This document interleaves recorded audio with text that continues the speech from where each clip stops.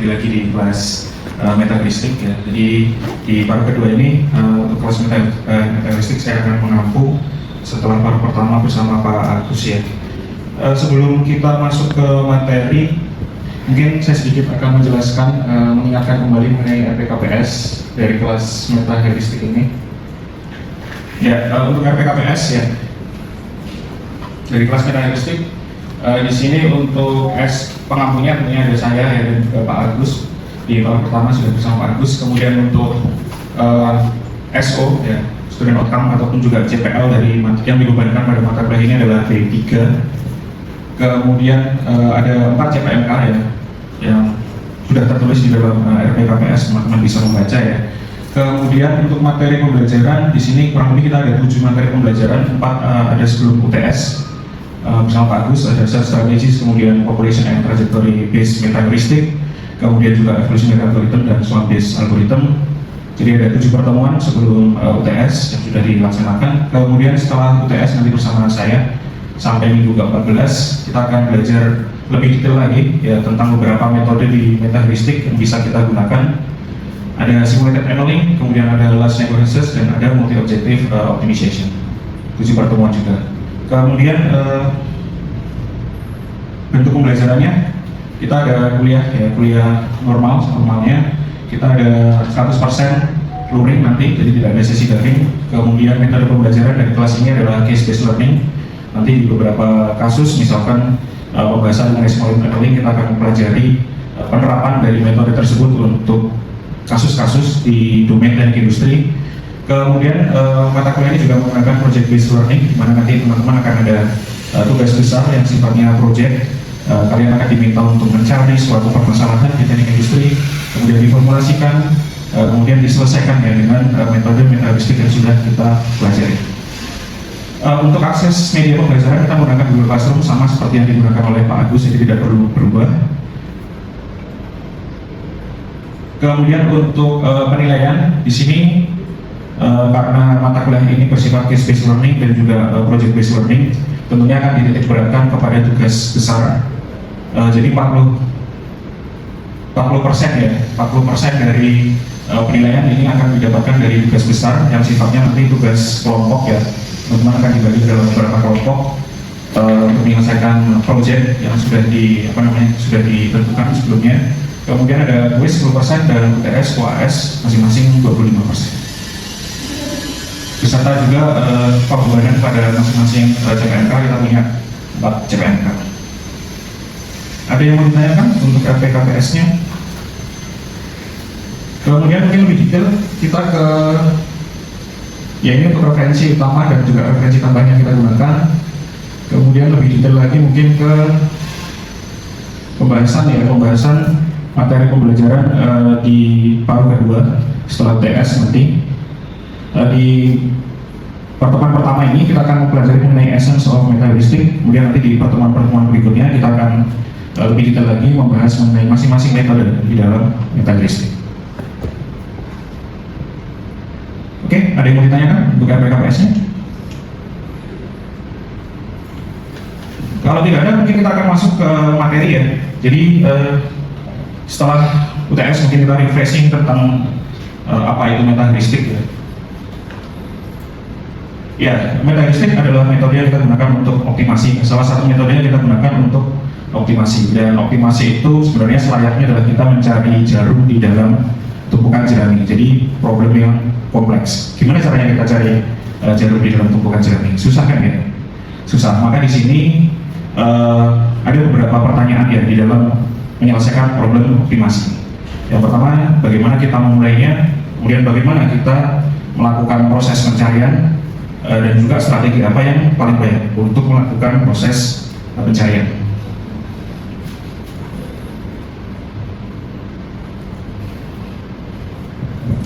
Nah, optimasi sendiri mungkin teman-teman sudah sangat familiar ya. Optimasi sendiri adalah suatu proses untuk mencari hasil terbaik dalam kondisi tertentu. Ada yang bisa kasih contoh problem optimasi ya, baik di domain teknik industri maupun juga di kehidupan sehari-hari kita? Ada yang bisa kasih contoh? Mas Angga? Waktu masih waktu saya waktu penyelesaian dari sebuah proses produksi. Jadi di proses produksi kita ingin prosesnya tersebut seminimal mungkin ya waktunya, secepat mungkin, karena semakin cepat berarti produk yang dibuat semakin banyak. Kalau produk yang dibuat semakin banyak ya berarti revenue-nya, profitnya semakin besar. Jadi tujuannya adalah meminimasi waktu. Tentunya problem ini memiliki batasan ya. Batasannya apa kalau di proses produksi? Ya, batasan kapasitas. Contohnya ada batasan kapasitas ya. Masing-masing workstation, masing-masing mesin memiliki kapasitas ya. Kemudian juga ada batasan dari waktu, misalkan kita tentunya nggak bisa kerjanya 24 jam tanpa henti ya dalam 1 tahun, nggak mungkin ya. Pasti ada waktu berhentinya, ada waktu istirahatnya. Jadi ada batasan tentang waktu. Ada juga mungkin batasan tentang budget ya. Jadi nggak untuk proses produksi sendiri tidak bisa budgetnya melebihi dari yang kita punya. Nah, seperti itu. Jadi banyak sekali problem optimasi yang bisa kita temukan ya di dunia teknik industri. Mungkin teman-teman sudah banyak mempelajari, tadi dicontohkan tentang produksi ya, ataupun juga misalkan kalau dari supply chain ya, penentuan rute itu juga problem optimasi. Kemudian dari kehidupan sehari-hari pun kita juga bisa mendapatkan ya contoh dari kasus atau problem optimasi. Contoh simpelnya aja, misalkan kita ingin mencari restoran yang paling oke gitu ya.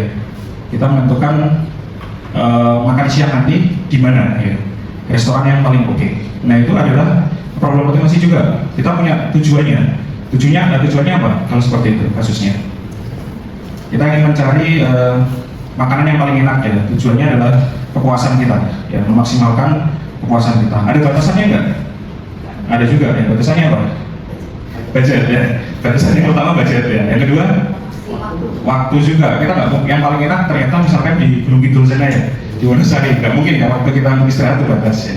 Jadi ada batasan waktu, batasan lokasi, jarak dan sebagainya. Jadi banyak sekali ya. Banyak sekali problem optimasi, masing-masing memiliki kompleksitas yang berbeda-beda. Ada yang sederhana, ada yang kompleks. Sehingga di sini kita harus menentukan metode apa yang paling tepat untuk menyelesaikan kasus tersebut.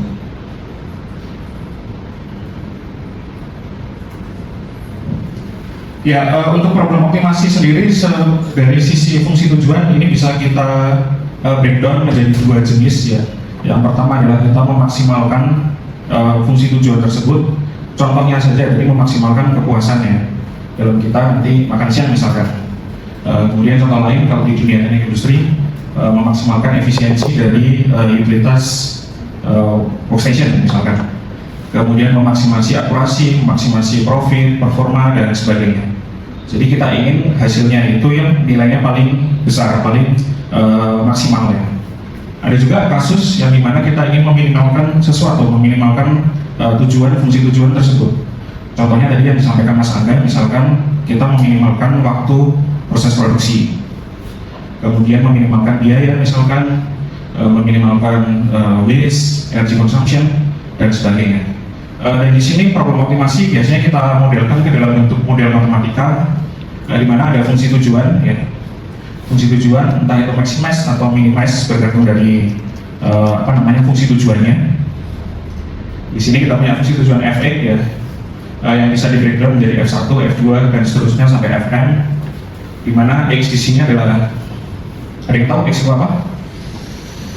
Jadi fungsi tujuan F itu adalah fungsi dari X ya. Ya, X-nya ini berarti apa? X-nya ini kita sebut sebagai decision variable ya. Jadi di dalam optimasi kita akan menentukan nilai X supaya nilai F-nya itu yang paling optimal ya. Kemudian juga kita tentunya akan mempunyai fungsi batasan, karena di dunia nyata tidak mungkin ada kasus, ada problem yang tidak ada batasannya ya. Contoh simpelnya aja, di kehidupan sehari-hari kita dalam bekerja ya, misalkan kita ingin mendapatkan uang sebanyak-banyaknya ya, fungsi tujuannya kita memaksimalkan pendapatan. Ada batasannya enggak? Pasti ada ya, batasan waktu, batasan energi dan sebagainya. Nah, ini tercantum di fungsi batasan. Ada beberapa fungsi ya.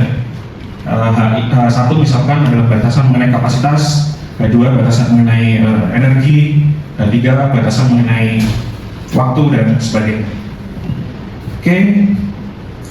Nah, kemudian juga di sisi fungsi tujuan Bisa jadi satu problem ini hanya punya satu tujuan saja, bisa jadi tujuannya lebih dari satu. Ya. Jika tujuannya hanya satu, ini kita sebut sebagai single objective. Kalau tujuannya lebih dari satu, dua atau lebih, ini kita sebut sebagai multi objective optimization. Contohnya single objective, tadi disampaikan kita dalam melakukan proses penjadwalan produksi. Fungsi tujuannya meminimalkan waktu proses produksinya secara total. Itu hanya ada satu objektif yang digunakan. Tetapi di problem yang sama pula kita bisa menggunakan objektif lain ya, yang jumlahnya dua atau lebih. Di problem yang sama, misalkan di penjadwalan sistem produksi, kita bisa punya objektif minimasi waktu produksi, kemudian objektif lain, misalkan apa mas? Mungkin kan setiap order ada deadline-nya, kemudian ada lama. Ya, kita bisa menggunakan objektif lain yaitu meminimasi keterlambatan. Jadi ada dua objektif kan ya. Yang satu meminimalkan total waktu produksinya, yang dua meminimalkan keterlambatan. Mungkin ada lagi, misalkan meminimalkan biaya produksi dan sebagainya. Ya, jadi ini bergantung dari nature programnya, kemudian tergantung dari keinginan stakeholder. Apakah yang diselesaikan hanya satu faktor saja atau dua atau lebih ya.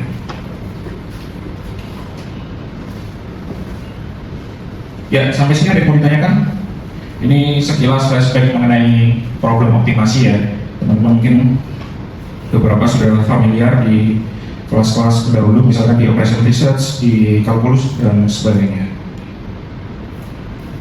Ya, kemudian setelah kita memformulasikan kasus optimasi itu ya ke dalam model matematika ataupun ke dalam bentuk lain, tentunya kita harus menyelesaikan ya. Ada banyak metode yang bisa kita gunakan untuk menyelesaikan kasus optimasi. Ya. Pertanyaannya tadi ya, sama di slide pertama. Pertanyaannya adalah metode apa yang paling tepat kita gunakan, strategi apa yang paling tepat kita gunakan untuk menyelesaikan problem optimasi. Ya, mungkin teman-teman dari mata kuliah sebelumnya ya, dari OR, dari kalkulus, kalian sudah belajar mengenai beberapa metode yang digunakan untuk menyelesaikan kasus optimasi, misalkan simplex ya, simplex method, kemudian juga ada Lagrange, kemudian ada Green-Seidborn misalkan. Ini biasanya kita sebut sebagai exact method ya, exact method atau traditional algorithm. Ya, jadi ada beberapa jenis metode ya. Nah, masing-masing metode ini memiliki karakteristik tersendiri ya, yang dimana secara garis besar metode optimasi ini kita bagi menjadi dua, exact solution dan juga approximation. Exact solution sendiri ini teman-teman sudah pernah belajar di mata kuliah sebelumnya ya. Bisa kita bagi lagi menjadi dua, ada commercial solver, kemudian ada exact algorithm. Tadi yang kalian pelajari ya di kelas OR dan sebagainya itu masuk ke kategori exact algorithm. Di sini ada simplex method, ada Lagrange, ada KKT, kemudian ada Green-Seidborn dan sebagainya. Kemudian di akhir-akhir ini memang ada improvement ya, ada inovasi. Jadi metode-metode exact tradisional tadi itu dibuatkan menjadi program ya, yang ini menjadi commercial solver. Contohnya kalau dulu pernah ikut kelas saya di kalkulus 3 misalkan, kita belajar mengenai Groby ya. Groby itu adalah commercial solver. Tetapi sebenarnya Groby ini sendiri basisnya di dalamnya juga menggunakan exact algorithm. Misalkan aja ketika kita menyelesaikan kasus integer programming ya, di Groby dia menggunakan Green-Seidborn.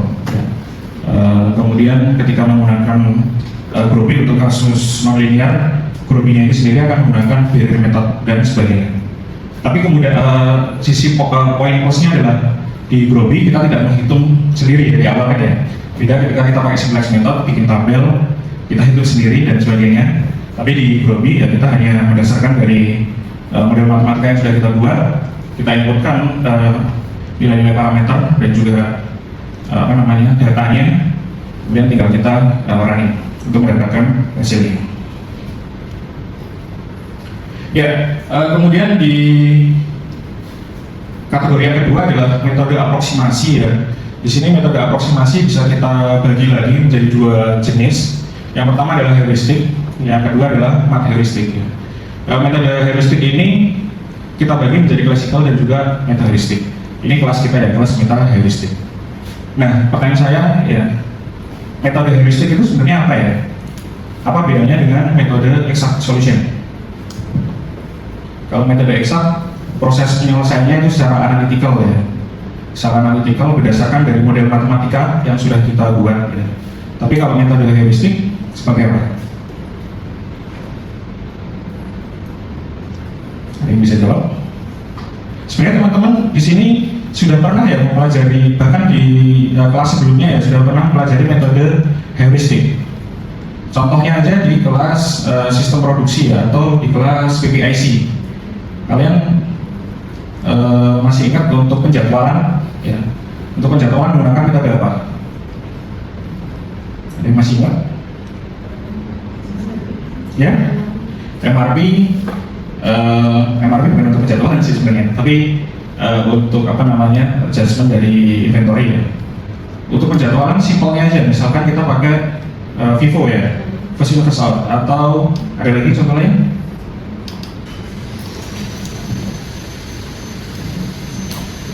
Masih ingat yang namanya Johnson Rule? Johnson Rule ya, Johnson Rule, kemudian NEH, belajar nggak kemarin NEH? Nawas, Enkor, kayaknya siapa ya? Lupa sih kayaknya.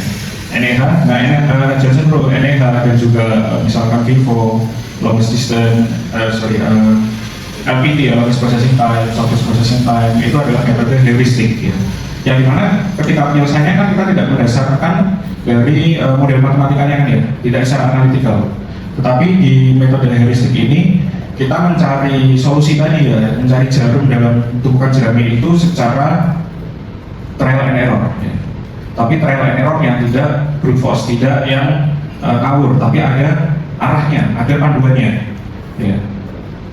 Ada panduannya, sehingga proses pencariannya terstruktur, sehingga harapannya dapat didapatkan solusi yang baik ya.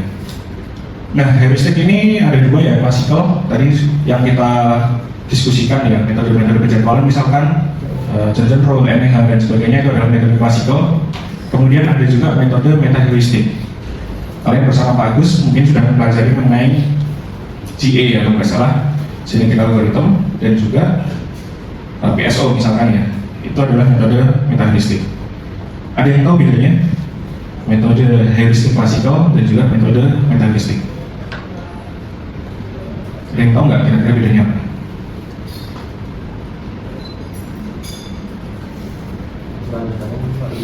Dari ukuran datanya atau kompleksitas problemnya ya.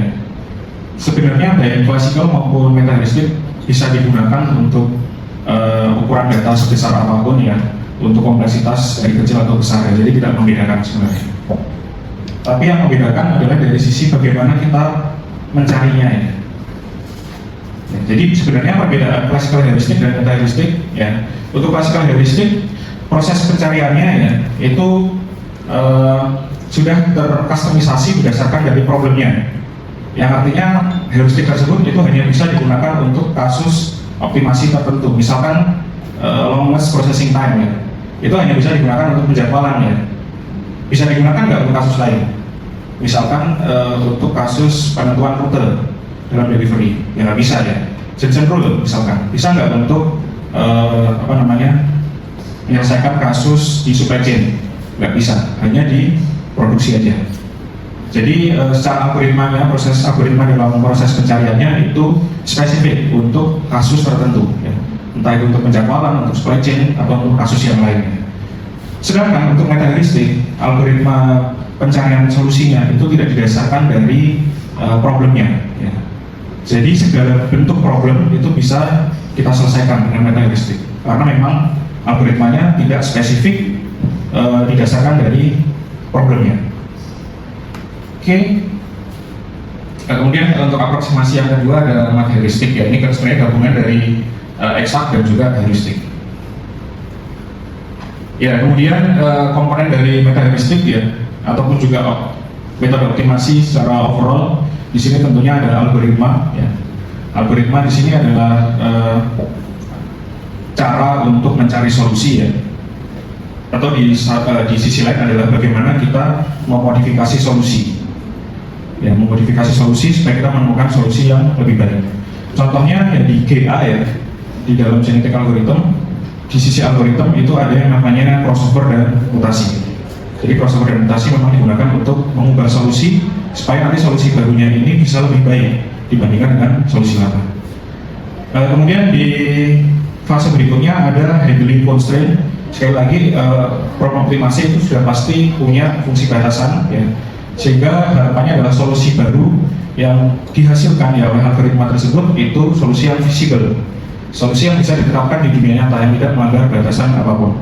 Karena kalau melanggar batasan, ya berarti solusi sebaik apapun nilainya, solusinya tidak akan bisa diterapkan kan ya, di dunia nyata. Kemudian ada fase evaluasi objektif, evaluasi dari nilai fungsi tujuannya.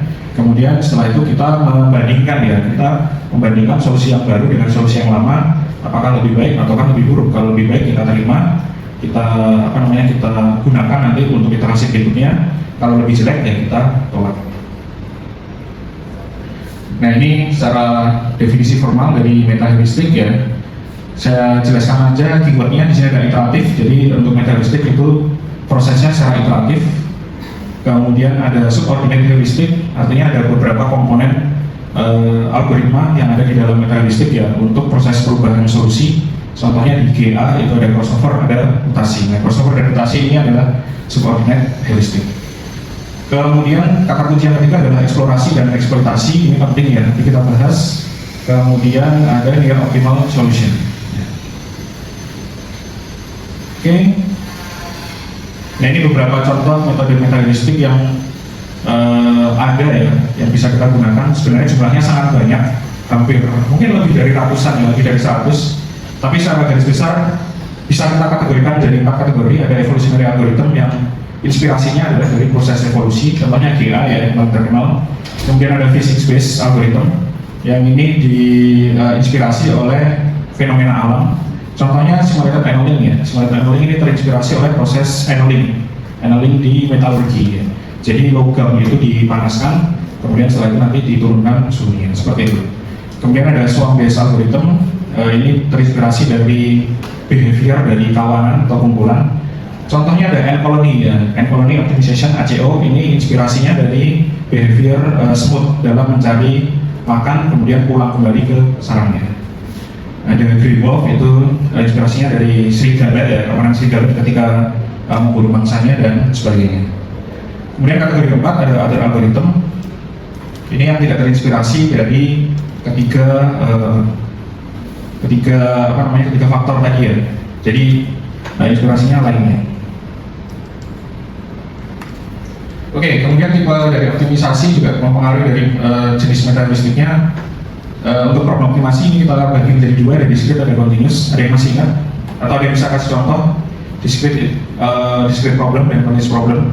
Contohnya baik di problem teknik industri maupun di dunia nyata atau di teknik lain juga boleh. Discrete problem misalkan apa?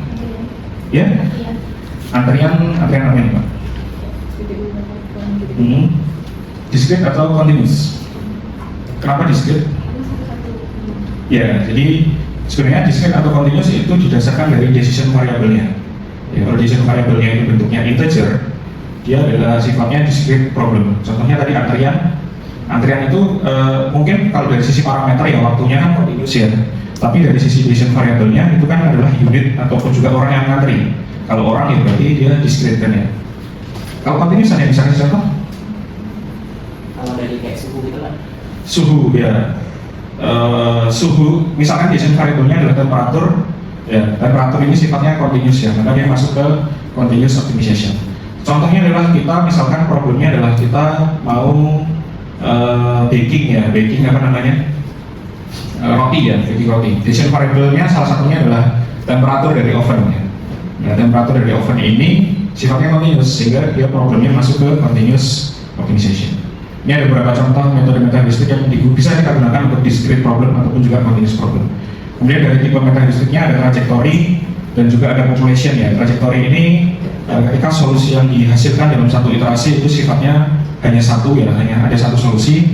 Kalau population ada banyak ya, ada banyak solusi. Sampai sini ada yang mau ditanyakan? Ya, kalau tidak karena perkuliahan ini ya sifatnya project based learning, jadi nanti kita akan punya satu tugas besar ya. Tugas besarnya ini bisa kita cicil ya dari awal, dari pertemuan pertama ini.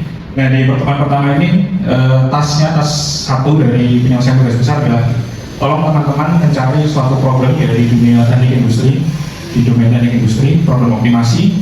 Ya, kemudian kalian jelaskan backgroundnya, penjelasan mengenai problemnya seperti apa. Kemudian kalian identifikasi ya tipe problemnya, apakah continuous, apakah discrete, atau kombinasi ya, kombinatorial, atau mungkin juga gabungan ya. Jadi ada beberapa case di mana dia decision variabelnya ada yang continuous, beberapa ada yang discrete, tapi digabungkan ke dalam satu problem. Kemudian kalian identifikasi dari variabelnya, decision variable, fungsi tujuannya apa, dan juga parameter yang berkaitan apa saja. Ya, silakan Mbak. Tadi saya tertarik yang bagian kan menyelesaikan masalah bisa menggunakan Excel maupun menggunakan metaheuristik. Iya. Nah, kemudian kapan kita kira-kira harus memilih kita akan menggunakan Excel atau menggunakan metaheuristik? Ya, betul ya. Jadi sebenarnya metode optimasi itu ada sangat banyak ya. Tadi secara garis besar ada dua keluarga, eksak dan juga heuristik ya. Kapan kita pakai eksak, kapan kita pakai heuristik? Sebenarnya kita harus melihat karakter dari masing-masing metode ya. Metode eksak ya itu diselesaikan atau proses pencariannya adalah secara analitikal berdasarkan model matematika kita. Kelebihannya metode eksak ini bisa menggaransi mendapatkan nilai optimal, jadi benar-benar solusi ataupun hasil yang terbaik. Tetapi kelemahannya adalah dari sisi waktunya. Dari sisi waktunya memerlukan waktu yang sangat lama ya. Saya pernah punya case di mana menyelesaikan kasus penentuan rute ya, rute pelayaran. Datanya ada 700 pelabuhan ya. Ketika menggunakan eksak 2 hari nggak selesai. 2 hari nggak selesai untuk mendapatkan hasil yang terbaik. Sehingga ya udah saya force untuk stop ya. Karena kita nggak tahu selesainya kapan. Bisa jadi selesainya seminggu kemudian, sebulan kemudian, dan seterusnya ya. Nah, tetapi kelebihannya untuk kasus-kasus yang memang kompleksitasnya ataupun juga data size-nya itu nggak besar, metode eksak ini sangat efektif karena dia menggaransi mendapatkan nilai yang optimal. Kebalikannya untuk metaheuristik karena sifatnya dia trial and error ya. Ya, trial and error dia tidak bisa menggaransi mendapatkan hasil yang benar-benar optimal. Ya, jadi hasil yang dihasilkan itu belum tentu dia optimal, sehingga kita sebut bahwa solusi dari metaheuristik itu kita sebut sebagai near optimal. Tidak ada garansi di situ. Tapi kita usahakan sebagus mungkin hasilnya. Ya. Jadi dari sisi kualitas tentunya akan lebih baik eksak metode. Tapi dari sisi efisiensi akan lebih baik metaheuristik ya, karena proses pencariannya tidak secara analitikal tadi ya, tidak berdasarkan model matematika kita secara langsung ya, tapi lebih ke didasari dari proses pencarian berdasarkan algoritmanya ya, sehingga prosesnya relatif lebih cepat. Tadi kasus yang di pelabuhan tadi pelayaran tadi dengan 700 data ya, 700 pelabuhan itu bisa diselesaikan dalam waktu 1 jam dengan metaheuristik. Tapi apakah hasilnya optimal? Belum tentu ya. Hasilnya belum tentu optimal. Jadi untuk metaheuristik memang tidak ada garansi, sehingga biasanya ketika kita menggunakan metaheuristik harus kita compare ya, relatif terhadap metode metaheuristik lain misalkan, atau terhadap metode eksak. Nah, sehingga ketika kita dihadapkan problem seperti itu, kompleksitasnya besar, metode metaheuristik ini menjadi alternatif yang baik ya untuk digunakan. Tapi kalau case-nya size-nya kecil, ya lebih baik langsung pakai eksak aja, karena bisa menggaransi optimal. Oke, ada pertanyaan lagi? Kalau tidak ada ya silakan dicoba dicari ya, kemudian setelah ini nanti kita diskusikan.